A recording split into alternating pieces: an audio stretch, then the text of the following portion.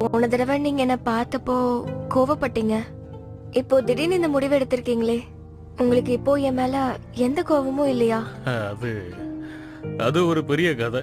நேத்து ராத்திரி தூக்கத்துல உங்க அப்பா என் கனவுல வந்து எனக்கு தரிசனம் கொடுத்தாரு. தளபதி வீட்டுல உன் நிலைமை சரியில்லைன்னு சொன்னாரு. அதான் உன்னை இங்க கூட்டிட்டு வந்தா நல்லா இருக்கும்னு நினைச்சேன். அதுவும் இல்லாம என்கிட்ட அவர் இன்னொரு விஷயமும் சொன்னாரு. என்ன சொன்னாரு?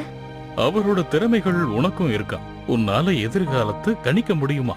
அத கேட்டு நான் ரொம்ப குழம்பி போயிட்டேன். ஏன்னா அந்த அதிசய கலை இப்ப நம்ம கிட்ட இல்ல. ஆனா உன்கிட்ட அப்படி ஒரு திறமை இருந்தா அது நல்லது தானே? இல்ல இல்ல, அந்த கல்லு தொலைஞ்சு போச்சுன்னு எல்லாரும் நினைச்சிட்டு இருக்காங்க. இப்ப நான் இந்த விஷயத்த வெளியில சொல்லிட்டேன்னா இத்தனை நாள் என்ன பாதுகாத்தவங்களுக்கு பிரச்சனை ஆயிடும்.